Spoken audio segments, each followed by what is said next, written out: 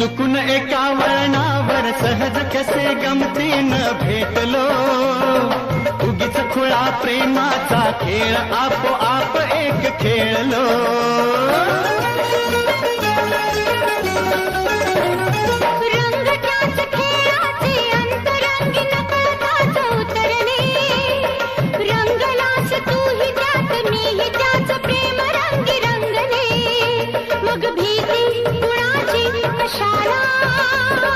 भीती कुणाची कशाला, भीती कुणाची कशाला, अगं भीती कुणाची कशाला.